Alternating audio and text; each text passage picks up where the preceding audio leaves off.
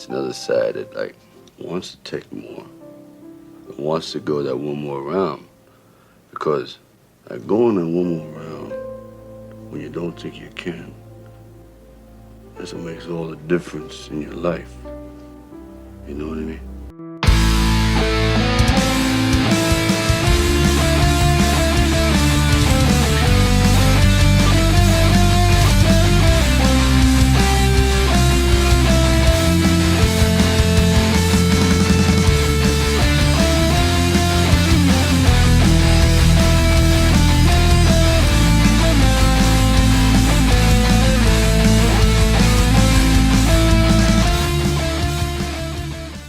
Welcome to another episode of One More Round, the Rocky Series podcast. I'm your host, Ryan, and with me today, Kyle and Katie. Yay. How are you guys doing for this beautiful Sunday? Doing well. How are you guys? I'm fantastic. Wow. I'm in between doing well and fantastic. I'm doing pretty good. I'm doing pretty good. Does anyone want to watch Curb Your Enthusiasm? I've seen it, but I'm not Okay. like a... All right.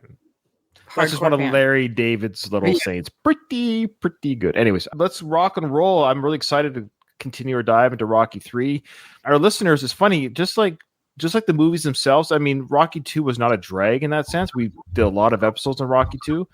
But I feel like even our listeners are excited just to get into Rocky 3. I feel bad for Rocky 2. I don't know what it is about Rocky 2, but people are like now excited again. Yay, they're on to a more fun film. Is that weird? I don't know what it is. Rocky 2 drags on in general. Like if you're doing a Rocky marathon, when you hit 2, it really feels like this is going on forever.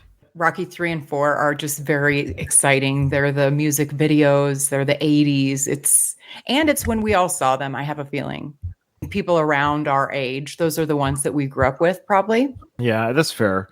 Well, before we get into the email, we have an email. I do have a couple of YouTube comments that I want to read and talk to you guys, because usually I've always said I don't usually read the YouTube comments, and because I like to save it for the emails. There was a couple of good discussion points that was brought up by a fella named Andreas. So this is a comment from Andreas. Now, this is back on when we talked about how in Rocky 2, in the final fight, Mickey mentions to switch to Southpaw. Before I even get into his comment, what is your understanding that happens in the film? Because we spoke about, what do you guys remember happens after that? He does switch. He continues to fight like he normally is, but then there is a point where he does switch. Okay. But then he goes back. He does both. So at the very least, he does fight Southpaw to some degree, if not both. And I think what we did is we mentioned in our recording that Rocky, doesn't he say no tricks? Yes, he says that, but then he seems to actually do it. Right. He's throwing some huge left hands. Right. Andreas is actually speaking to what we were talking about, what he witnessed in the film. I just want to hear your thoughts on this. So it is our understanding that Rocky says no tricks, but within the film that we see or remember, it seems like he does do what Mickey says. So this is what Andreas had to say about that. He said here, the reason Rocky switches back to Southpaw, despite saying he wouldn't, is that Mickey is trying to convince him of the idea. And just before Rocky leaves his corner, you hear him yell. So you hear Mickey yell as Rocky goes into the ring, something like, you got to make the switch. He's ready, believe me. And you can even notice a slight nod or confirmation by Rocky, sort of indicating that, okay, Mick, I'll do it. So it's just them arguing about it in the corner. But then at the last second, Mickey convinces him as he's off his seat, essentially. So he gets up off of his stool, goes, okay, nods at him. So I got to rewatch that, and that's what he caught. So they did have the argument, and Rocky says no tricks. I remember Mickey does yell, if you actually read the caption, he does, he's ready for the switch or whatever. And then Rocky does a nod of some sort. Oh, we got some information here by Donald. So this, Andreas, if you're listening, I know he listens to every episode. So this is what Donald actually says here. Donald says he does switch, but not intentionally. He got caught up in the moment and instinct took over. Carl Weathers apparently confirmed this in a Q&A a few years ago. That's probably the most reasonable explanation. I wouldn't mind rewatching the scene that Andreas is referring to just to visually cite it, and had a better podcaster done his homework. I would have done it before we went live on this. Good insight all the same. Good insight from Carl. And no offense to Carl, no offense to Donald for bringing up Carl, but Carl didn't write Mhm. you know, the show or direct it. I wonder if he heard that from Sly, or if that was the discussion they had, of course, as actors, which is very possible. Don't get me wrong. I wasn't there for the Q&A. And lastly, Louise says that the reason why people are excited for us to talk about Rocky 3 is because everyone is psyched to hear y'all break it down because of the ridiculous tidbits that are found throughout Rocky 3. So fair enough. Yeah. So, one more comment from Andreas as well. I think he said, really great episode. This was actually Rocky 3, episode 1. He goes, really great episode as usual. Kyle's defense of the Clubber character was very interesting. So there you go. And Ryan, thanks for all your work behind the podcast. You're welcome. And then lastly, Katie, your podcast is great as well. I've missed the last episode, but I'll be catching up. Keep punching. There you go. Thank you. There you go. So you got people listening to your show. It's great. Well, thank you. Yeah, and you're doing very well. Your YouTube numbers are higher than mine. So good job. I think it's fantastic. So I'm very happy for you. Thank you. There you go. You're welcome. You have an email, though, Katie, for us to hear. We have, hey team, welcome back for Rocky 3.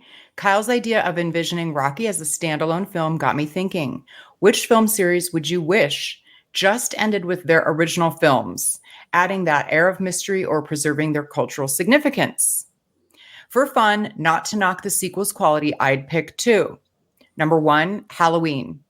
Imagine Michael Myers disappearing when Donald Pleasance looks away. The boogeyman remains elusive, leaving the audience wondering if he'll return someday. And 2, The Bourne Identity. Bourne and Marie meet in Greece, enjoying their happier ending, keeping the possibilities open for their future. So what are your picks? Let's have some fun with this. Best regards, Simon. Well, that's a fun question, and your picks are pretty good. They are good. I'm not a big fan of the Bourne Identity series in that I've watched them all once and that's it. I didn't remember the name of the character that they ended up with in the first film, but that's a good example. But I'm a huge Halloween fan, so that is a legit. I think that would have been one of my picks, but since you already gave it, I had to think of a different one. But Halloween is such a great standalone film, and the sequels, though fun, kind of like the Rocky films, though fun, in and of themselves don't add to the first film. That doesn't make the first film better. More adventures of people being killed by the masked guy, which is still fun to watch, but the standalone film is a perfect horror film. Did you guys have any ideas? Yeah, I think he's right with the Bourne films. I really like the Bourne films. Mm-hmm. I enjoy them a lot, all of them. The last one, Jason Bourne, I watched on the airplane because I had nothing better to do, and it was okay. But really, those films are the same thing over and over again. Right. Okay. Mm-hmm. They're fun to watch. It's like a guilty pleasure. Like, it's fun watching Matt Damon beat the shit out of people and just make CIA people look like idiots. And he's like always one step ahead. But the problem I have with those films is that there's really no tension. Like, he's got to just outsmart them every time. And he kind of does that over and over. And they kind of keep the carrot in front of your face with like the mystery behind his origin story. That's the only thing that's like remotely interesting. But I still like the films, but yeah, he's right. I would have much preferred just one. Did you have one of your own, though, Kyle? But other than what Simon said? Okay, I'll be honest. What came to mind was Jurassic Park. Oh, that's a good pick. Great pick. Yeah. I really did not like those sequels at all. They were completely unnecessary. Yeah, that's a good pick. Very good pick. Louise said the Bloodsport. Yes, the original Bloodsport was amazing. I forgot that Bloodsport legit had sequels. I don't know if that falls into the same world-renowned sequels of the Jurassic Park series, but I'm going to piss some people off, actually. Star Wars. That's a fair point. Sequels and prequels. I hate them. Kyle, do you mean just the original trilogy? The original trilogy in Star Wars was very well done. It was a classic, like 3-part play type of thing, where it's like The Empire Strikes Back is generally regarded as the better one, but they're all quite good. I really, really like the original trilogy. So yes, in that sense, those were good sequels, but the prequels and then these ones afterwards, I'm just not buying it. That's fair. I actually assumed that somebody would pick that.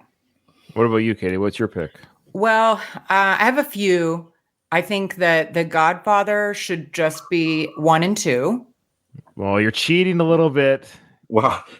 Originally, I thought Simon said trilogy, but then he does say... What film started the whole thing? Like Rocky? standalone, done. He's just basically saying, just like Kyle was saying with Rocky, Just should the have been one. just the one Okay. film. So even with Yeah. Kyle's Star Wars example, he would probably concede, okay, fine, Star Wars, the first Just the film. first one. It ends.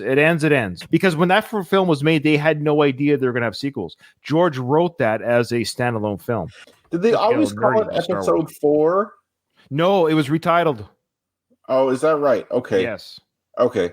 It could have done just fine as a standalone film. Yeah. Now, they were some excellent sequels, especially Empire Strikes Back, but yeah, it could have definitely done that one. But your Jurassic Park one, I think, is key. I think that's a good example of Yeah. Yeah. I prefer 2, but as a course. story, just like how we talk about Rocky and Rocky 2, them kind of being just like It's it's fair. a continuation of the They story. could- I feel yeah. like that's how Godfather and Godfather 2. I would say Silence of the Lambs, that had a sequel. Oh yeah, there's a bunch Um, of sequel prequels with that one. yeah. Yeah. I think that needs to remain as is, just the original film. Grease, we didn't need Grease 2. Didn't need Grease Yeah. too. Oh. That's fair. Yeah. What about Yeah. Indiana Jones?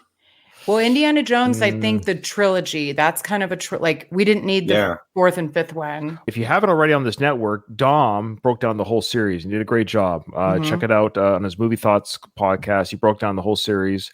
He did it film by film. So even if you haven't seen the latest one, you can still listen to the first 4 parts of it. I will defend Indiana Jones a little bit. Really quickly, I watched it with my kids. We marathoned it, saw the last one in the theater. Put on my nostalgia hat. Yes, the first 3 are just classic films, but I enjoyed 4 and 5 because I got to watch with my kids, and it was fun to watch it with them. And they didn't care about that. They didn't have anything bad to say about parts 4 and 5. They loved them, because they don't have a nostalgia hat on. They just saw it as 5 films. There's a boop, boop, boop, boop, boop, boop. For them, it was just a journey of Yeah. indie.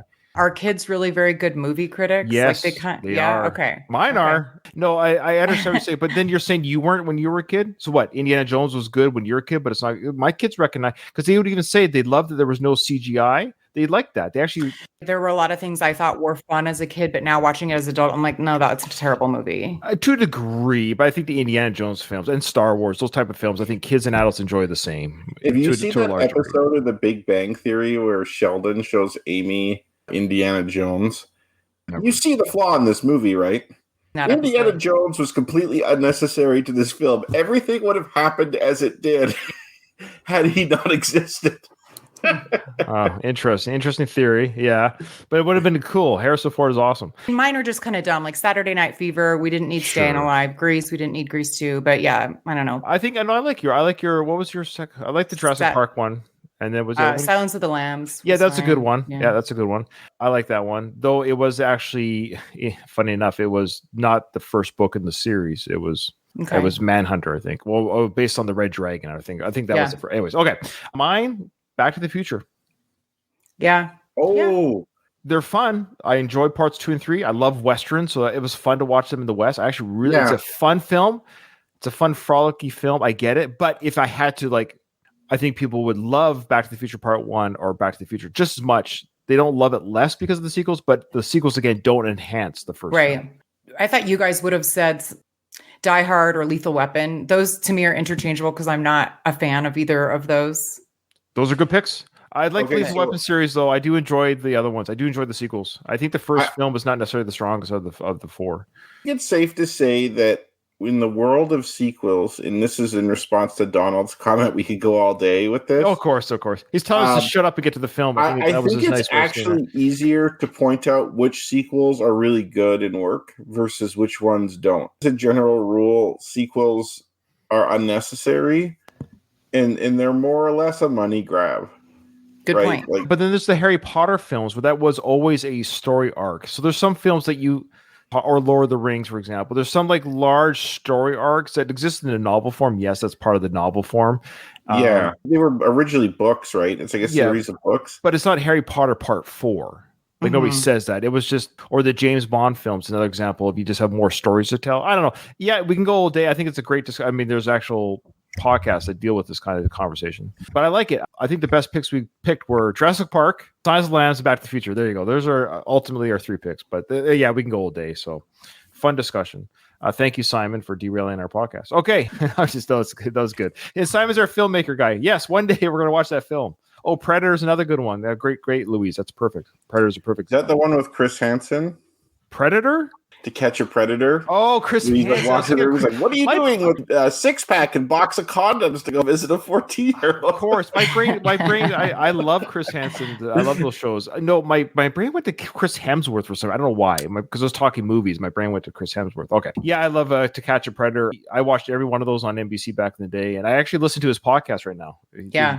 They're fun. That'd be a good Saturday Night Live skit. They should do that, To Catch a Predator, and they have like the actual alien creature comes there. Submit that, Ryan. Oh, What are you doing with this bag of skulls? Yeah, we got the chat right here. It's some sort of weird voice chat. Anyways. Okay, alrighty. This is like the foreplay of the episode, so to speak. Absolutely. We got Clubber yelling that he wants Balboa. So what I love is Mickey is at this fight. Did we mention that before? Yeah. He's scouting out Clubber, man. He knows this guy's coming up the ranks and wants to check him out. It's funny that, Mickey's at Clubber's fight. It's funny. At this particular fight. And then Clubber sees him in the crowd. Look at the little diminutive coach there. I'm going to start yelling at Mickey. Balboa, you that old man? You tell my boy, come here, bro. Nobody can beat me. You tell him what I said. He's next. I'm going to get him. Nobody can stop me. You tell my boy that. I'm coming after him. You tell him. I want a shot at. But just the way that Mr. T keeps saying, I want Balboa. I want Balboa. Well, when I watch these movies, so I have a dog named Balboa. And she like perks her head up at certain parts. She hears her name throughout these movies and she thinks somebody's talking to her. She's scared. I would be scared shitless, man. Like Mr. T there is intense. And you can see Mick scared too. This guy is an animal. What I like here, of course, is that's the intros. There you go. There's that cold open. We have the Eye of the Tiger playing. We've got the montage, all that's done. And now we cut to, I guess, right after that fight that Clubber won, yells at Mickey. We now have the video coverage or the TV coverage of him post-fight with interviewers in his face. He's got a towel over his head. And he's continuing his conversation about wanting Balboa, wanting a title shot. And then we have the nice little Rocky 3 title card there, which is very subtle right there in the corner. Mm-hmm. The title. Balboa got the guts to meet me in the ring or anywhere else. My whole life been directed towards this here title and nothing else. I live alone and I train alone. I win the title alone. I want him. He can't duck me forever. He can run, but he can't hide. Well, another South. Is this Andy's bar? Yeah, we're watching this coverage at Andy's bar. So we, the movie viewer, we're watching this TV coverage along with Paulie, who's watching at Andy's bar. He's watching. So he's hearing this whole report about Clubber shooting down or calling out Balboa. Is there a part of Paulie at this point where he's enjoying this Clubber rant? He doesn't seem to take it seriously at all. Like he's just kind of like, whatever. But because he seems to hate Rocky's journey. Like we just saw the montage of drunk Paulie through all these fights and events being upset about the Rocky journey. Now we see him watching Clubber getting mad at Rocky for ducking him as he sees it. And I just wonder what Paulie's actual thoughts on this regarding his brother-in-law would be. Paulie just thinks this is just another fight. Rocky's going to fight this other guy. Like, I don't think Paulie's aware enough to realize. Mickey knows that the Clubber is dangerous and has like really good shot at beating Rocky, but I don't think Paulie pays that close attention. He's just like, oh, more Rocky stuff on the television. It's all about Rocky. I go to this bar, and of course, like I try to get away from this Rocky stuff, but Rocky's on the TV now, and Paulie's just totally self-absorbed at this moment. Donald brought up a good point here because Clubber says, or anywhere else. Donald says, we could have had the street fight sooner. I like that they point out that Clubber is also a southpaw, so that this is a first in the Rocky series. Andy's bar has a little. The TV is still black and white, but it's a little bit. It's a little bigger.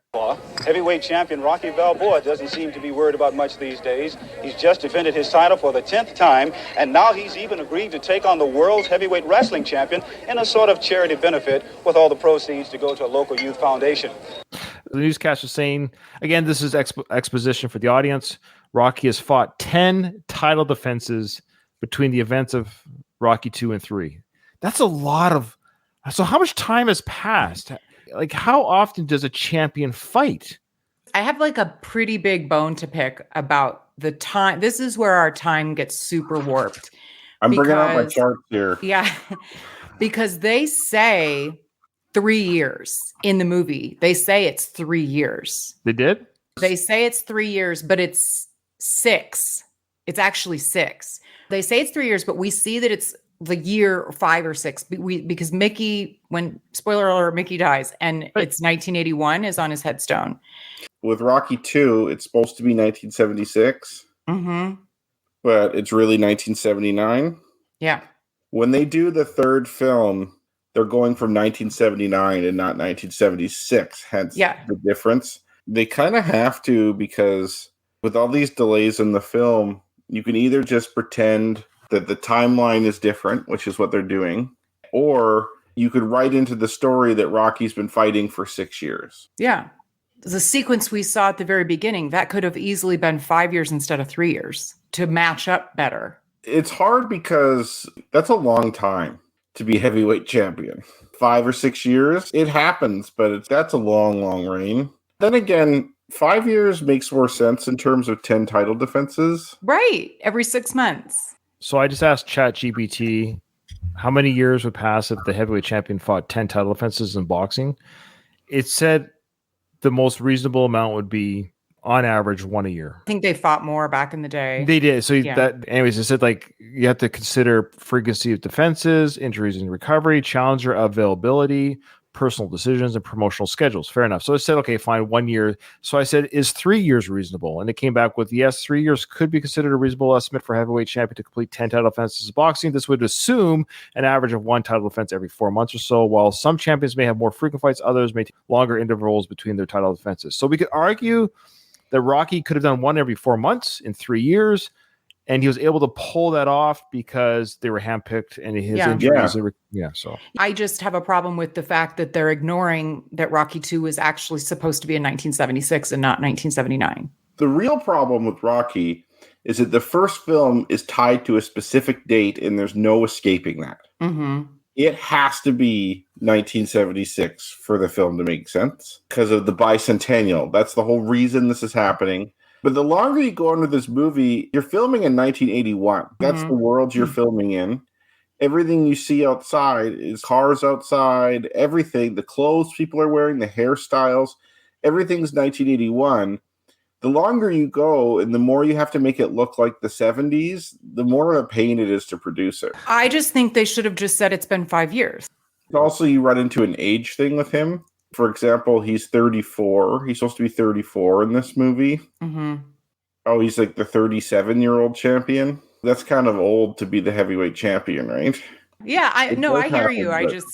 Everyone, put your boxing gloves down. It's not the fault of the host. The timeline is insane. And Kyle, you put on your shoulders a great task to try to make sense of it. The weird thing is at least Rocky 3 is being consistent from Rocky 2 in the sense that you go from 79 to 81.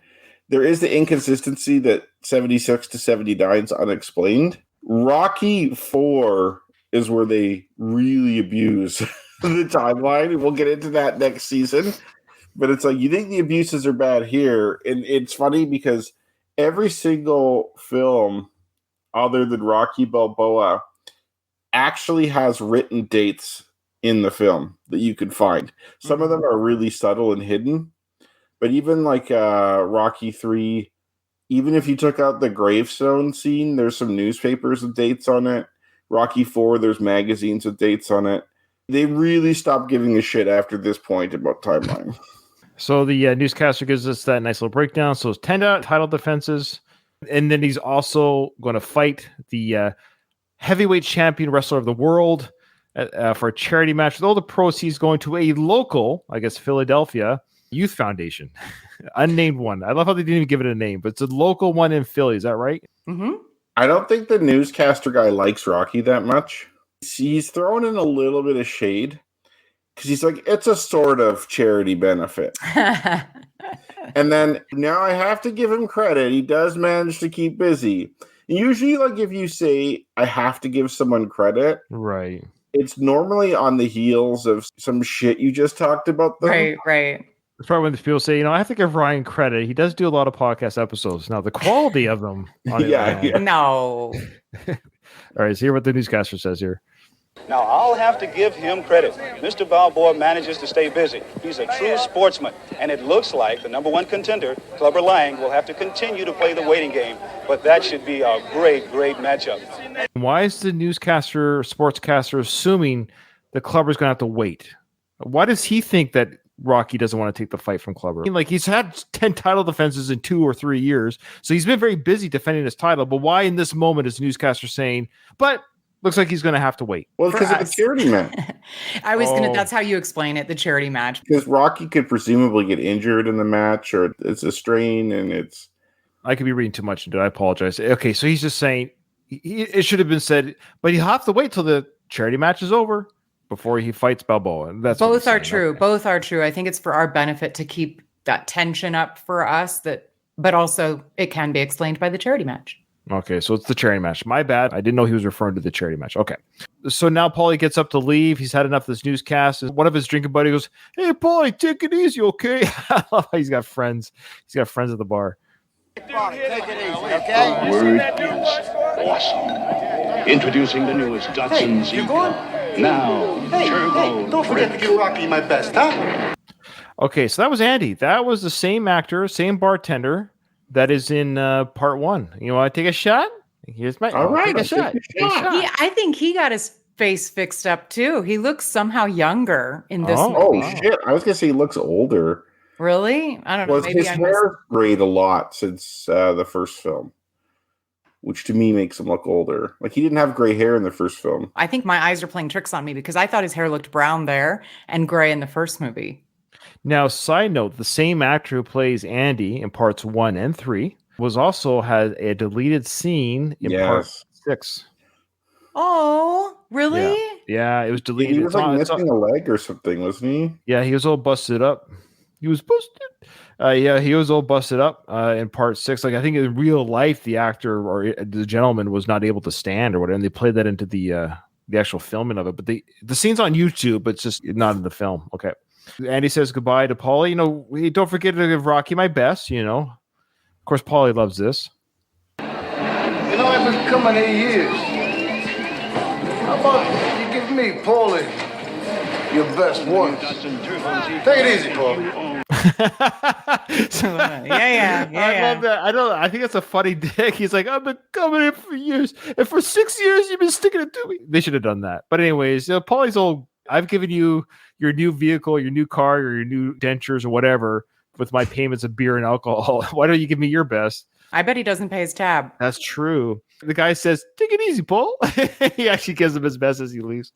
If you remember from the first film, Paulie has a beer at that bar and he walks out without paying. Mm-hmm. And then the guy's like, Paulie! And Rocky's like, no, I got it. And he puts like $1 or whatever on the bar. That does have a precedent that Paulie probably just doesn't give a shit. It looks like from here too, Paulie's taking his glass of beer with him. Oh, probably. Rocky takes care of everything. He fixes the trouble. Rocky walks behind Paulie's wake of trouble and fixes it. Yeah, Andy probably just calls Rocky every 3 months. Yeah. Give me a credit card. There's $800 accumulated on Paulie's tab. Could you take care of that? And Rocky's sort of like, yeah, sure. Oh, probably. Yeah. Mm-hmm. We can assume this is actually all on Rocky's tab. I don't think Paulie's paid for a drink since the first Rocky film. Right. Oh, what's Paulie doing now? He's probably not collecting for Gazzo, I'm pretty sure. At this point in time, I'm arguing that he is still collecting because of his outfit. He's got a suit on and his hat. He asks for a job. So. Oh, that's right. He's just kind of a job. So he's probably not at the meat factory. It's weird. When does he go back to the meat factory? Is it Rocky 5? You remember in Rocky Balboa, he's like, when you're at a place so long, you become that place? How long were you at the meat factory for? Because you were there for, I don't know how long before Rocky 1 started. Maybe 10 years? Yeah, yeah. He quits in Rocky 2. And then we don't hear of him returning to the meat factory until Rocky Balboa. He couldn't hold a job down if he disappeared to Russia forever, or yeah, I think he lived off Rocky. Yeah, basically in Rocky 3 and especially in 4, he lived. Doesn't work with Rocky, and then he lost all of his money, and then he had to go back to the factory in part 5. I agree. Well, how does he get money here? Because he doesn't live with Rocky. So No, I he think has he's the collecting house. still. Maybe collecting, could be. So now we got a poster of Rocky here in Andy's bar that Paulie's looking at as he exits the bar. It says, for help or information, call your Easter Seal Society. The Easter Seals, what are they? Well, they were established in 1919 after Ohio businessman Edgar Allen lost his son in a car accident and began to see the challenges faced by children with disabilities who were often hidden from public view at the time. Today, the Easter Seals are still around. They offer positive and profound programs and services to more than 1 million people and families living with a disability annually. I never noticed that. I've never stopped on this scene. So good tidbit, Ryan. And great for Rocky to be a part of that organization. They do have a location in Philadelphia, so that makes sense. Okay. Rocky should have occasionally visited this bar. He may have off screen. You always got to remember there's a world outside the film that we don't see filmed. So yeah, Rocky basically told the neighborhood to fuck off as soon as he could, and then came crawling back in Rocky 5. Well, Andy still has fondness for him because otherwise he wouldn't tell Paulie to give him his best. Rocky's admired there. Neighborhoods and places will often take pride when a famous person or something comes from there. Right. Yeah, it's like, we're the home of Rocky Balboa. Right, it kind of gives them a bit of prestige that they otherwise wouldn't have. Hey, Paulie! Hey, Paulie, you heard me? Hey, when you see the Rock, tell him the boys all said, hey! So again, it happens again. Andy says, give Rocky my best. So it's like, just in case you weren't pissed off enough about Andy asking you to give Rocky your best, me and the boys want you to say hi to us, say hi to Rocky for us, because that's his brother-in-law. He's the heavyweight champion of the world. The request to get Paulie to say hi to this famous guy is not abnormal. This would be a normal occurrence. Paulie and Robert are kind of close. They become close in Rocky 5. Paulie and Rocky Jr. kind of experience the same thing, but in different points of time. Robert, when he's working his finance job or whatever in Philly, in the Rocky Balboa movie, his boss and probably all his friends are all saying the same thing. Let's see Rocky this, Rocky that. He's living in Rocky's shadow constantly, and Paulie's also living in Rocky's shadow now. His identity is he's Rocky's brother-in-law. That's who he is. Do you think the Paulie character at this point was written and patterned after Frank? That is so funny that you say that, right? Yeah, I was just going to say, but I decided not to. But I was like, this seems familiar. Yeah. Mm-hmm. Like the jealous brother? Mm-hmm. Give Sly our best. When you see Sly, tell him we said hi. It had to have happened. Yeah. I wonder if Frank's he's you might need someone to... Do you need any songs for this one you need? No, Yeah. I think I'm good, Frank. I think you've sang in enough movies. Frank tried to be one of the handpicked guys. We forgot to mention he was one of the boxers in the montage. We forgot to point him out that Rocky lays he actually out. In the montage? Yes, he was is. cut from it. I'm 90% sure he's in it. Maybe he was cut from the final product, but I saw him fighting Stallone in some... they're not deleted scenes. It was rehearsal type of stuff. Right. You see Carl Weathers and Stallone have a bunch of those types of footage. Yeah. And Frank, he doesn't have the heavyweight build. I thought you said he was like a sparring partner. I'm 90% sure it was the montage at the beginning. Okay. I don't think he's in that beginning montage. I'm pretty sure. If he was in the montage, he's also in the scene later in the hotel singing. So this guy is everywhere. Right? It's like, hey, remember Rock? Remember when you beat me up in the ring while I'm singing now? Paulie's walking the streets, stumbling around. I love this kind of bluesy background music. It almost sounds like a dream-like drunken state type music. Yeah, it's effective. Back in the day, you were so bored that you'd be outside talking to people. You see on the street that there's people talking to each other. You don't see that as much anymore. If you're on the street, it's just people doing their own thing and minding their own business, going from point A to point B. Back in the day, there was more hanging around. People hung around on a corner, or people hung around here just bullshitting and talking to each other. It's it's kind of sad that we don't have that anymore. Loitering, no loitering signs. Yeah, people don't loiter anymore. They're just unless you're homeless or something. True, but I also can't be bothered by people. Leave me alone. I just want to get where I'm going. I don't need to be stopped by everybody. No, but I hear you. Sorry, I just read a comment from Tim. Sure. He thinks that Frank Stallone was in the montage being knocked out by Clubber. Oh, that's the one. Yeah. That could be. That definitely could be. Those clever ones are like really quick succession. Yeah. Yeah, I love it. Slides like, I'll let Mr. T knock you out. There you go, Frank. Okay, so now we got the thanks, Tim, for that. A better podcast would have this information. So Paulie walks into whatever random establishment here. I don't know why he decides to walk in here, but there's people having fun. You can hear like the buzz from outside, you know. So, of course, back in the 80s, this was 82. In the early 80s, arcades were huge. Pac-Man, Asteroids, all these early games, pinball machines, of course, too. I frequented these places when I was a young kid. These were very real, very popular. You would have to line up and wait to play games. So anyway, seeing Paulie walk into such an establishment is not crazy, and it's full of people and adults playing as well. Yeah, because it's nighttime. I played in arcades in the 90s, just kind of as arcades were at their end. Arcades were places teenagers. But here it's weird. It's like you have like a bunch of 30-year-olds or less playing arcade games. Well, you have to remember that they might look 30, but they're probably like 21. Yeah, that's true. Yeah, true enough. There was a younger kid there, but this seems like mostly adults here. But you're right. I think it's the time of night because he was just finished drinking. It's probably 11, 12 o'clock at night. Mm-hmm. Now, we got good news, bad news for you, Rocky. The good news is we have a pinball machine in a crowded arcade. The bad news is nobody's playing it.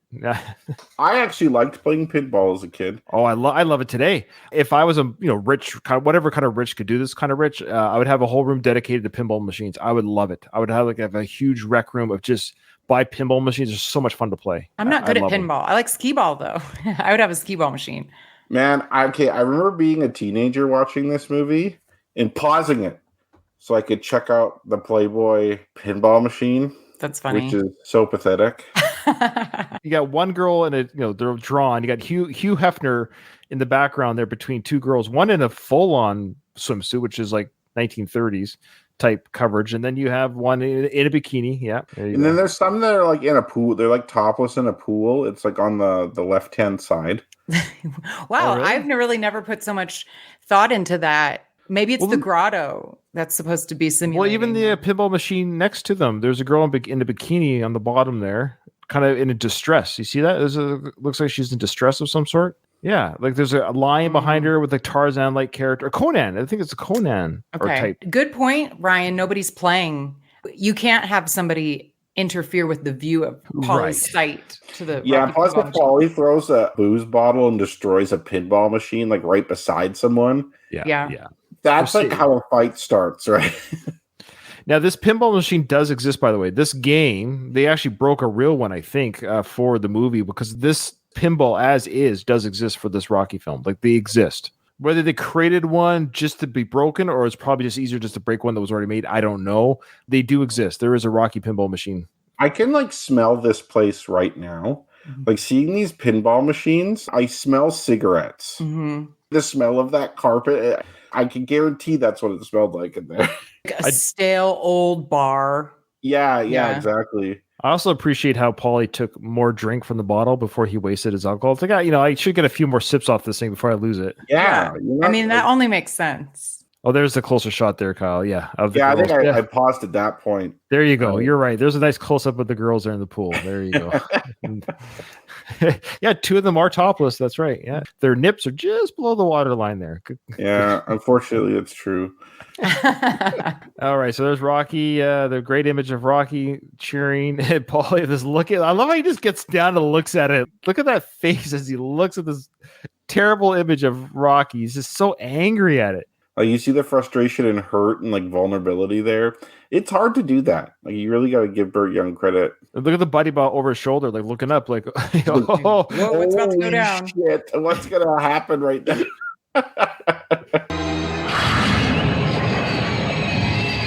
There you go.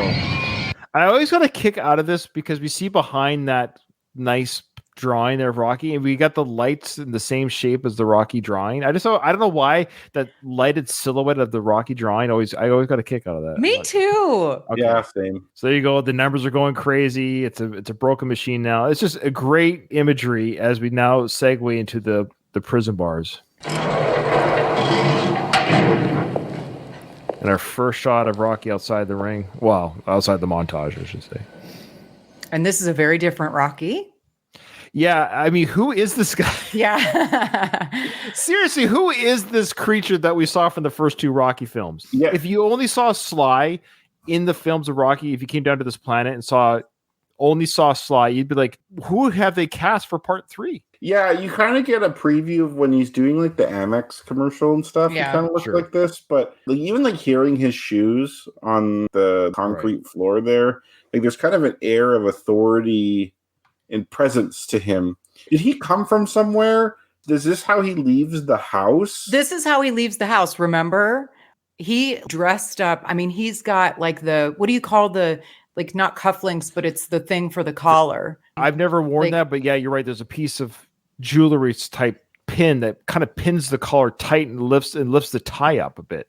Yeah. He looks really good, obviously. But yeah, I mean, he got dressed up because they were like in bed. He goes back and then they have their little bedtime scene that's cute. I mean, obviously they do this to show us that he's a very different Rocky, but still. To show us that he's sophisticated, he's somewhat educated, he's put together, he's got his face put together real good. Okay, so I think it was Doug from the Rocky Minute. I think they talked about the scene where in the novelization, maybe I from my own research, so I honestly don't remember. I do apologize, Doug, if I take this credit away from you, that he was called, like, this is the middle of the night. So he was at home with Adrian in the middle of the night. And so he put himself together to go get Paulie. He was not wearing this. It was like he put himself together to come get Paulie. Yeah. That's not his generation's thing. Older people, Rocky's father's age, they dress up. If you see pictures of like people in the Depression looking for laborer jobs, they have a white shirt and a tie on to go dig. When I lived in England, I'd see people like answer the door at 10 in the morning on a Tuesday wearing a shirt and tie and a blazer. It was common to dress up like that. We really dressed down, comparatively speaking. Rocky's generation, the baby boomer generation, they ditched that in the 60s. It doesn't make sense for him to dress up like that unless he's like really pretentious. There might be some paparazzi or something. That's the only thing I can think of. Yeah. Because I would just go out in my like flip-flops. I'd be like, I got to go get Paulie. Let me throw some shoes on. And If I'm going to jail and I'm a celebrity like that, I would almost try to dress in a way that brought the least attention to myself as possible. True. He kind of probably uses his celebrity, too, to get Paulie out of jail. Mm-hmm. Rocky says, Paulie. Wakes up Paulie from his slumber. You want to hear I owe you? You, I owe nothing. No, you don't owe me nothing. Right away, Rocky's bailed him out of jail, whatever that costs. Probably pulled some strings as the heavyweight champion of the world. And Paulie right away realizes, he understands Rocky's done this, but he's coming back early. I don't owe you nothing. He's got a huge chip on his shoulder. Yeah. Oh, it's huge. My uncle, who lives in BC, by the way, his son got married and he married a woman from Mexico. And so they did it in Cancun. And my uncle or my nephew or somebody accidentally broke a computer monitor in one of the casinos down there. And they wanted him to pay a stupid amount to replace it, like way more than what it was worth. And so they were dumb and decided to just leave the casino. They were arrested by security. They were taken to Mexican jail. And they were robbed by the cops on the way to jail. That uncle's family, that's the crazy uncle. Of course he ends up in a Mexican jail. My other uncle, who's the reasonable, soft-spoken uncle, he paid the casino off for the monitor. He went to jail and paid the cops off. I see this movie and I'm like, holy shit, that's like those two guys. Same thing. That's funny. These kind of relationships, yeah, they certainly exist in the quote-unquote real world. Yeah, for sure. So Rocky says, you don't owe me nothing. So he's totally just trying to deflate this anger. Yeah, okay, you don't owe me anything. Yeah, let's just get home. So, what do you want I should do? My sister ain't here? She's home. Why would Adrian come? We see two things really interesting here. We see angry Paulie about being bailed out. I guess he's probably embarrassed. He feels sheepish, so he's defensive. And then right away is Adrian here. Now he's a little bit afraid. Do I have to deal with Adrian as well? I didn't get that vibe. I'm not saying you're wrong. That sounds reasonable. Agreed. He's looking over his shoulder. Is Adrian here? No, she's home. To me, it's like, Adrian couldn't be bothered to come pick him. That's the vibe I got as well, Kyle. But I think Ryan's probably right. I think Ryan's right. I think he doesn't want to face Adrian in this situation. He'd be more embarrassed than Shane to have his sister see him here.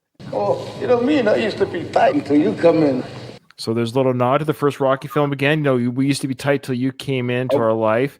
She should have came to help because he probably, in his mind, sees himself as the victim here, even though he's absolutely not the victim. This is 100% his fault. But people like this always see themselves as stuff happening to them. And so in his mind, he's like, oh, how come Adrian's not here to help and support me? You know, we used to be close. We used to be tight before you showed up. And if it wasn't for you, she would have been down here. He's saying, is she here? Because I'm embarrassed for her to see me. And now he's going to lay it on a Rocky that he used to be tight with his sister and that he's the reason he's not anymore. That's why he begrudges Rocky's life and existence right now. For whatever reason, I've seen this being written as Paulie's jealous for whatever reason. I don't know why, even though he tries setting him up, but he's jealous of their relationship right now. Of her success, that she found love, and now she doesn't rely on Paulie anymore. I cook for you, I clean for you. Now she doesn't rely or need Paulie at all, and he feels absolutely isolated and useless from that. I raise her, she don't come down. She don't know about this. You will help him go to hell, you know that? To speak to your point, Kyle, why would he want her there?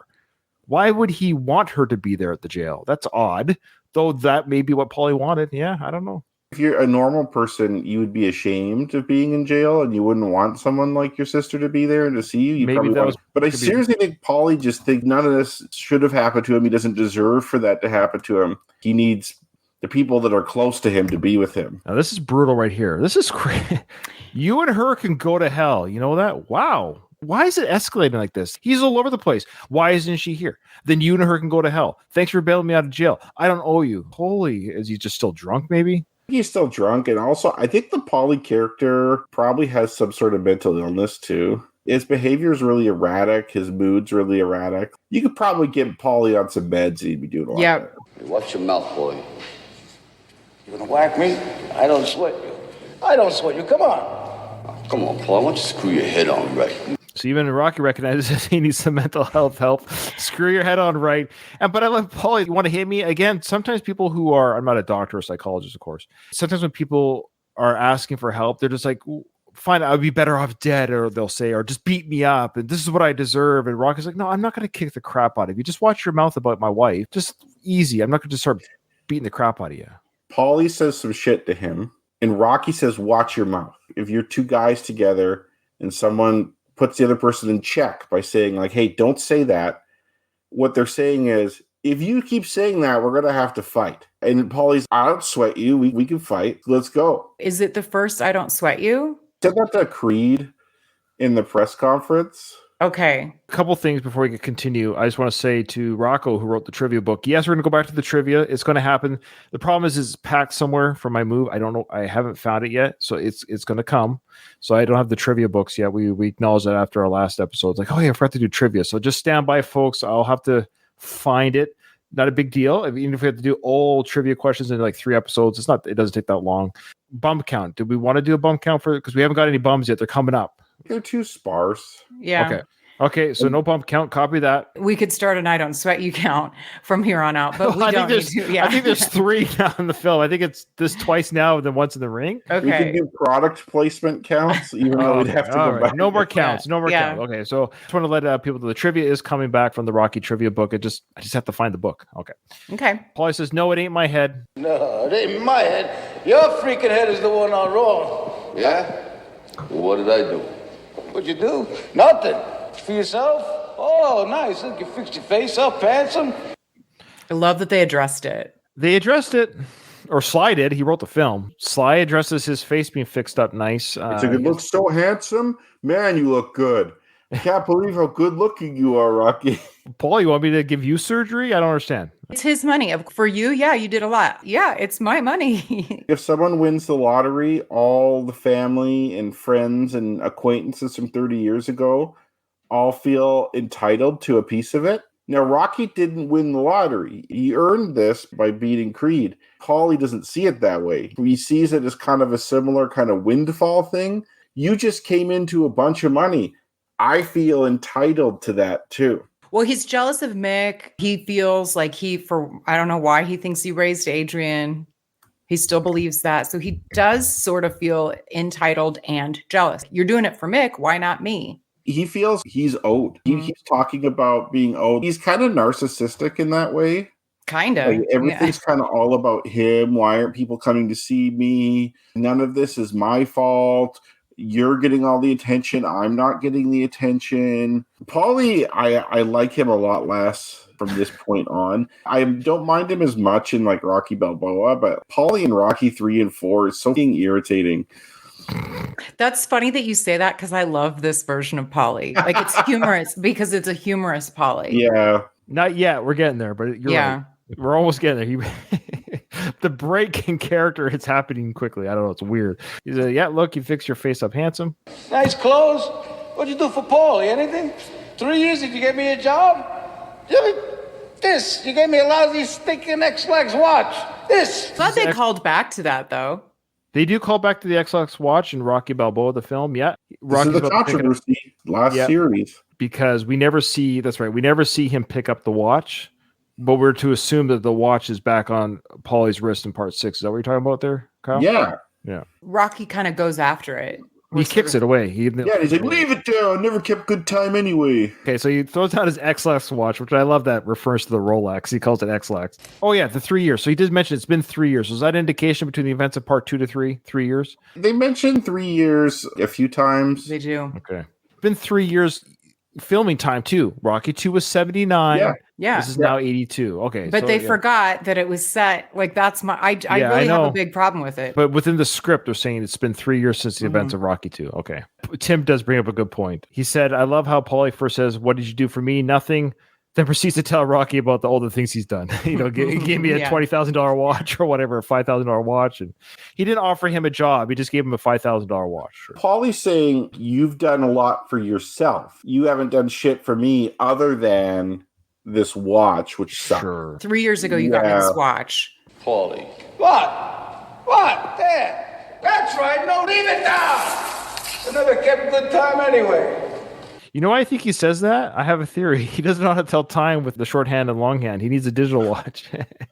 Did they even have digital watches? They did in the 80s, yeah. You forget when you were a punk and those guys used to laugh at you because you're so jive? Who used to whack them bums out? It's very minute. It's very quick, but it's a huge part of the lore. We get some Rocky lore here. We get an idea that these two have been friends since at least junior high or high school. He's saying back in the time before there was a time that Rocky was picked on where Paulie had to step in to whack those bums out. Yeah, Paulie would have been older. Yeah. So 6 years. So it'd be like, say Rocky is, I don't know, 11. 13, 12, 11, 12. And yeah, and that's like he's getting picked on. And then Paulie, who would have been like basically a grown man, could just beat the shit out of those kids and get them, leave them alone, right? That's a very interesting piece of lore here. They've been family-like friends for a long time. But then he says they laughed at both of us. Also, he says because you were so jive or something. What did that mean? That's why he got picked on? I don't really understand what that means. It's always been this way, but I think it was worse back in the day. If you're different in like any kind of way, people are going to make fun of you. And so probably if you talk like this with your mouth, you're going to get made fun of. If you're kind of dumb, like if Rocky, maybe failed a couple grades or just was kind of, people just knew he was dumb, they'd make fun of him by the way he spoke or the way he acted. Acting jive typically involves adopting the speech patterns and expressions associated with jive talk in a performance, such as in acting, comedy, or entertainment. The style of speech has been portrayed in various movies, but it's a caricature of African American culture. That's not what Rocky has ever done. I don't know. I thought that was an odd choice of words for the scene. That's according to a quick Google search. It's referring to African American culture. Rocky says they laughed at both of us. No one laughed at me. Tell me, who fixed you up with your first woman? Paulie first says, no one laughed at me, and he's very serious about that. He's taken offense. People who kind of hold on to their youth, there are individuals that, like Paulie in real life, who kind of hold on to their high school days as some sort of semblance of who they are today in their 40s. It's over, dude. Yeah. It doesn't matter if you weren't picked on. But how are you today? Those glory day living. And then he goes into, okay, fine. They laughed at both of us, but I hooked you up with your he's telling Rocky here, there was a girl you hooked up with, and I helped you hook up with her. It was me, Paulie. I was responsible. And I love Rocky's response here. As a kid, or even a teenager, I found this whole scene so confusing. First of all, they're talking very quickly, and they're referencing things that didn't happen in any of the movies. That's right. This old lore. They're talking about hooking him up with this first woman. Yeah. I initially thought that was Adrian. Same. She was pregnant, and I'm like, okay, well, Adrian wasn't pregnant, so like, what is he talking about? Their teenage life. They're talking about being teenagers. Well, yes, I agree. Yeah. I'm just saying, when I was a kid or a teenager, this blew right by me. Mm-hmm. I was confused by it as well. I always assumed he was talking about Adrian. It is actually kind of an odd choice. Like, this is kind of a weird, the jive thing, she was like, what does it add? I mean, because they could have had a conversation about anything. The only thing it's showing us is that they have a long history, but the specifics are strange. Yeah, and it shows that like Paulie keeps score in the relationship in a very skewed way. Everything he does is greatly exaggerated and it has high prominence. And then all the stuff Rocky does is disregarded and minimized. And Paulie keeps saying, well, I did this and I did that, and you owe me, and now you have all this money, and now you're not doing anything for me. He is so narcissistic and selfish. It's sickening. I don't know why. I love the response. He goes, Paulie, I'm the one that hooked you up with your first girl. Rocky's response was, it's so funny. Me, Paulie, I was responsible. She was pregnant. I don't know what that's supposed to mean. She's damaged goods. Yes. Well, yeah. Imagine if you were set up on a date with a woman who's pregnant. That would be weird. But most men are not going to be cool with that. No, of course not. But that's what makes it funny. Is I love how Paulie's like, I hooked you up with your first woman who's going to do the first whatever to you sexually. Let's say. And Rocky's like, yeah, you gave me quote unquote damaged goods. It wasn't good enough. So I don't know if Rocky's even trying to be funny, if he's being serious. Like, my first woman. He's being serious. Was a hole. I hate to use a bad word here, but she was a hole. Yeah, that's right. She was busted. She was already busted. When was Roe v. Wade? What year is that? 74 or 6. See, I okay, should know so this. It's probably before Roe v. Wade too. So it's like she's gonna stay pregnant. Yeah. Donald brings up a good point. Like, how far along was she? Was she 10 weeks, 8 months? Like, it's just such a funny comment. She was pregnant. Like, casual hookup and she's 8 weeks pregnant. That's probably fine. But if she has like a huge stomach, it's like, what the? That's what I mean. Like, how did Rocky know it was brought up in their conversation? Yo, Rocky, this is fun to be on this date with you. Just so you know, I'm pregnant. Hey, like, that's okay. I want to raise your baby. I guess your boyfriend didn't use condominiums. Yeah.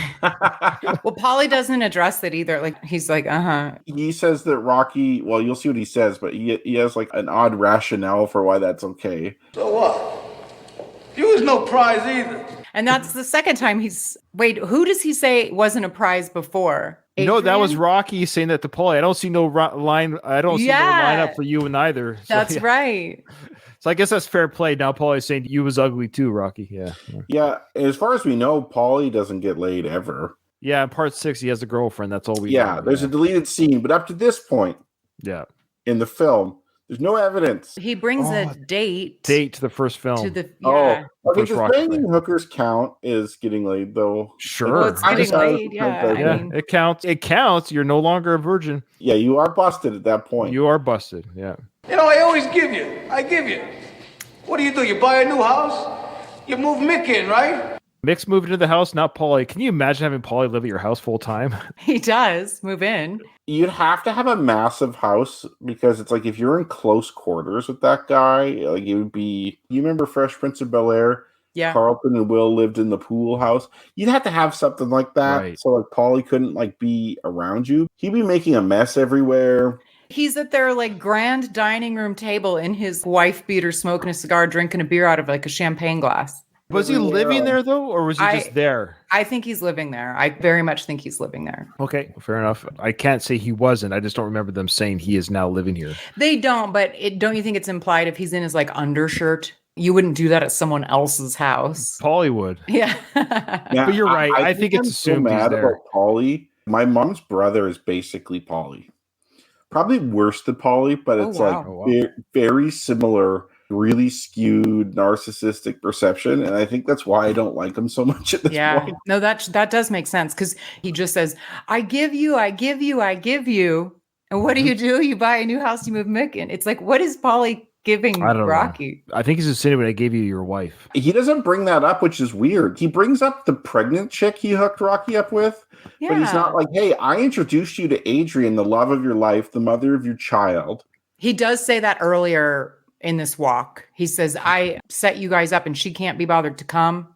Right. Oh, yeah, that's right. Okay. Did you ask me? Is there something matter with me? Yes. I just pulled you out of a drunk tank. Yes. You're an issue. You're a problem. I got feelings, This ain't carboard.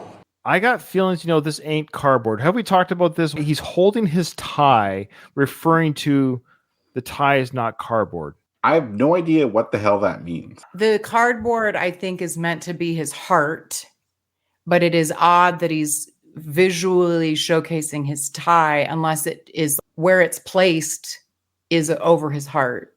It's like a cardboard heart. I have real feelings. My heart. The weird thing with Paulie is that he's never been one to not share his feelings. He's always complaining. He's always having outbursts. It's not like he's like this stoic character who comes out all of a sudden and is, you know what? I feel things too. Now he's holding his tie. I think he's referring to his tie. So he's referring to his tie. It's panned out. It's panned out to show you that he's holding his tie. Now I did a quick search to see if there's any kind of old timey reference to this, and it says there isn't one. However, it said in this scene there's a possible interpretation. Could be that someone, Paulie, is making a sarcastic or derogatory comment about the quality of his tie. They might be suggesting that the tie looks cheap, flimsy, or poorly made, akin to be made of a reference cardboard instead of a more desirable fabric or material. Okay. I disagree. I think that. So what is the interpretation then? That he's his heart. Because the tie was covering his heart, and he just lifts it up. That is so weird. Yeah. This is another one of those weird things. Rocky holds his cross and says he doesn't do that stuff no more, but we don't believe he's talking about God. And now we got Paulie, the actor, Burt Young, is holding his tie. Rocky, the director, or Sly, the director, is panning out to show you that he's holding the tie. But you're saying he's just instead of pointing at, if I was the director, I'd be like, Burt, can you point at your heart and say this is not cardboard instead of lifting up your tie to expose your heart? I don't get it. I don't really agree with the heart thing, but I think the fabric thing's weird too. Find both are just as valid or invalid in the sense the actor Burt is holding his tie. Why? My heart. See, my heart. This isn't. Well, why not just? Well, because it's a Paulieism. Paulie's weird. He does things weird. I'm not saying it's insane. It's just odd that it is very odd. Yeah, there's this whole sequence is strange. Everybody's got them, Paulie. Everybody's got them, i.e. feelings. So I think he's saying them is the feelings. So you might say you don't have feelings, but everybody's got them, Paulie. Now, Paulie, of course, he just wants you to feel sorry for him. So he says, well, the hell with everybody. And I'm not everybody. So I don't, who cares about everyone else? Hell with everybody. No, maybe it's the hell with you. I don't want to listen to this crap. Rocky has listened to this whole diatribe for the last 5 minutes, and finally he's saying, okay, look, Paulie, maybe you're the problem. And now, of course, Paulie doesn't want to hear this. Most people would have cut Paulie out of their life at this point. Rocky could just really wash his hands of him right here. Or even put conditions on. Say, hey, you know what, Paulie? If you sober up, if you clean yourself up, you were welcome in our home. You were welcome in our lives. But until that happens, we're going no contact, or whatever you'd say back then. People say that now. But Rocky and Adrian are kind of almost loyal to a fault here. They're for Paulie no matter how much abuse he doles out. Rocky's even refers to him as a crazy brother. Like he's fully aware of all that Paulie is. And he's like, yeah, but I love him. Talk like everybody owes you a living. Shut your mouth. Look, nobody owes nobody nothing. You owe yourself. You're wrong, friendzo. Okay. Rocky's saying the normal saying things like you're acting like everyone owes you. Nobody owes you anything. You've had a pretty darn okay life. Him saying friends owe is just a way of Sly being able to write in this great little speech here.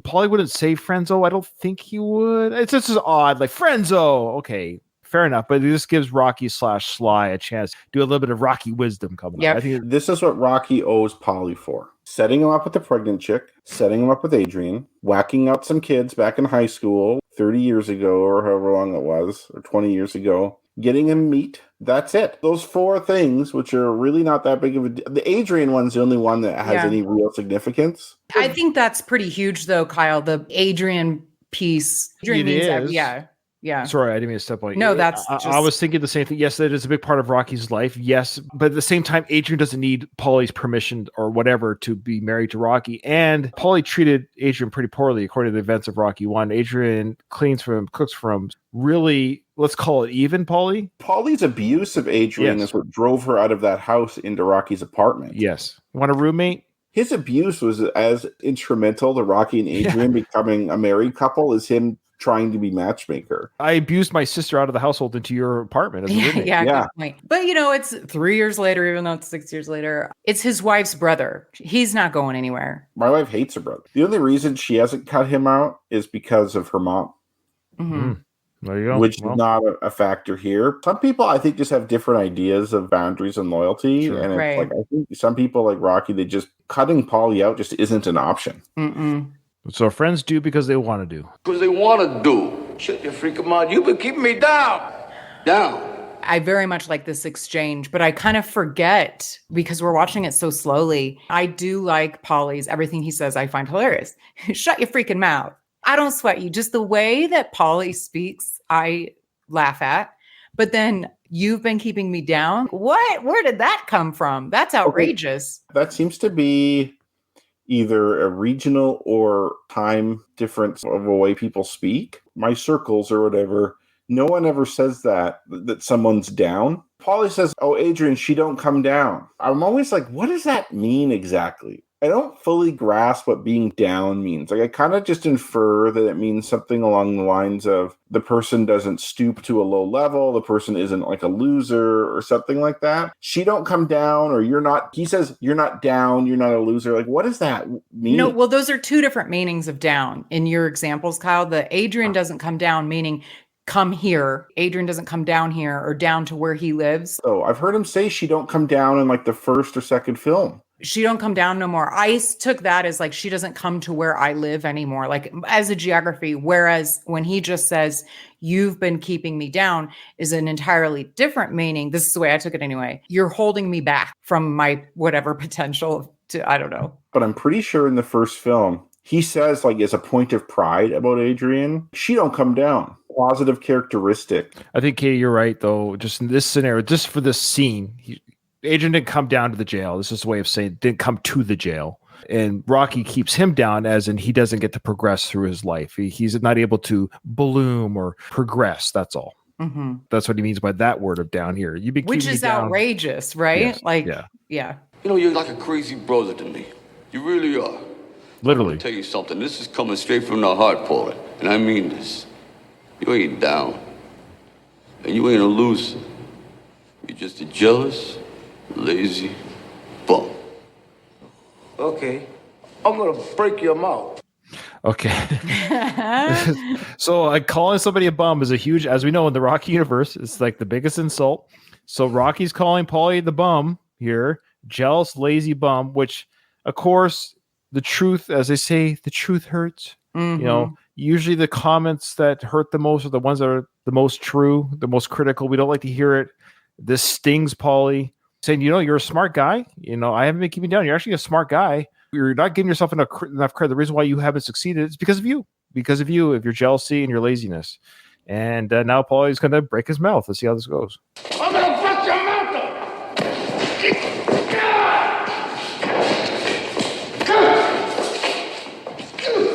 He gets pretty winded by the 6th hit.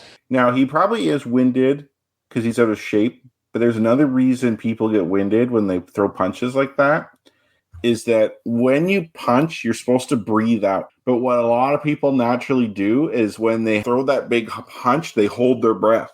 And so when you're throwing like a bunch of punches in a row and you have that bad habit of holding your breath, afterwards you're like really struggling for air. He takes his like boxer stance, but he's just kind of letting Paulie hit him. He's like, all right, just. Yeah. Does anyone else find it ironic that Rocky blocks Paulie punches, but not any of the boxers? Yeah, he's got his defense. But His arms were up pretty high during those swings. They were up pretty high. Like he does more efficient blocking against Paulie than anyone in his boxing career. What an odd. I don't think he blocked a single punch. Well, actually, no, that's not true. In the first fight, he blocked punches. But yeah, Ryan, you are right. His blocking with Paulie is something he could have used in other fights. And he looked great doing it. His arms are up. He's taking that stance, taking the hits with his arms, and decides, no, I'll take the hits with my head. Anyways, we always say Rocky blocks with his head. We get it. All right. There's still a lot of movies where people take swings at professional fighters, like Cinderella Man's one. So in the Cinderella Man film, there's a very similar scene where there's a confrontation outside a church where Russell Crowe's character, Jim Braddock, has a drunk friend who is kind of jealous of him for the same reasons. He starts taking swings, but The boxer is so good, they just kind of take a little step back. Yeah. Like it's nothing to them. Rocky almost seems like he's taking Paulie's punches seriously there, where if you have the scene where like Paulie's swinging and Rocky is just kind of effortlessly taking half a step back and letting the punches go by. It's a fly that's annoying him or something like that. Right. I think if they did it that way, it would have looked a lot better. Well, I think he kind of did do that. He just kind of backs up a little bit. Well, he's blocking the punches. What I'm saying is like just not even taking the effort to put your hands Got up. it. You don't even need to. I think he's humoring him a little bit as well. Yeah, that could be. Of course, now the classic line. Paulie's winded. They both have basically at this point now, like men do, as they say. They both have expressed what they need to get off their chests. Paulie's barfed on Rocky over his problems verbally and a bit physically too now. Rocky is taking the punches, let Paulie just vent physically and emotionally. They both have vented on each other. And now Paulie does what he should have done a long time ago. Get on the job. All you had to do was ask. I always hated that little head shake that Sly does. It's a little too 80s? Yeah. Music. That's what the kids today would call cringe. Yep. You punch pretty good. Think so? Oh, superb. This is a very strange parking job. Yeah, it is. Yeah, a few bucks. What kind of car is that? So I was Paulie just going to mentions- ask that. Because Paulie mentions this car costs a lot, and Rocky's like, yeah, it costs a few bucks. So I guess Paulie hasn't seen this new vehicle. So it's weird to think that Paulie's been to all these fights and events, but he hasn't been to Rocky's house to see the new car. Or maybe he bought the new car like the last 3 days for all we know. Fair enough. But Well, he probably has several cars. true, too. Yeah. I want to get back for a second to the Paulie asking for a job, because I think that's kind of a big deal in the sense that Paulie's basically acknowledging that Rocky's right, that he needs to work and make something of himself. I think it's also really humbling for someone. Obviously, Rocky's more successful than Paulie, so that's humbling for him. Could I become your employee? You're my boss now, and I have to do what you tell me to do, and like I'm dependent on you for money. Paulie has to kind of really humble himself there. Like that's basically his acknowledgement of saying you're right. Very good point. We did kind of gloss over that. So I'm glad you brought that up, Kyle. Paulie asked a funny question. Got an extra one? All right. Good stuff. a lot of Rocky lore. That scene I've always just, for whatever reason, I get a kick out of how much history we get between, because that argument brings up the past. Yeah, we got a lot of Rocky lore, a lot of Rocky history of who they are, how far back they go, what they've done for each other. And Rocky's first girl was a pregnant woman. So good for them. So good for them. Donald mentioned something there. Paulie asked for a job with Gazzo, but Rocky didn't hook him up. Well, it's a different kind of job. I think back then it was working on the docks, collecting money. It was an illegal job. So it was a reference. It was like Rocky, saying, hey, hire my friend / soon to be brother-in-law or now brother-in-law, Paulie, to work the docks, because he didn't want Paulie to get hurt. Because remember, he says, the reason why I don't give you to Gazzo is you have a big mouth. You're going to get yourself in trouble. So now asking for a job with Rocky, it's not dangerous anymore. He's not asking for a job at the docks. He's asking to work under Rocky. Okay, I always thought that, like, that's my guess. Not that Paulie would get hurt for his big mouth. Oh. I always thought, now I could be wrong. Like Ryan, what you're saying is not unreasonable at all. Like, it's just we're thinking differently about it. The reason Rocky said that was because Paulie says stupid things all the time, and that he would embarrass him to Gazzo, and then Gazzo would be Rocky's like, why did you refer this guy to me? It could be that. I just thought it was Paulie's going to get himself in trouble with his big mouth. That's kind of the way I always took it, but Kyle, you have a good point too. Yeah. Yeah. All right. This is awesome. The big discussion. I love it. I mean, this is fantastic. Perfect scene to end on. So with that, this episode is over. I didn't hear no bell.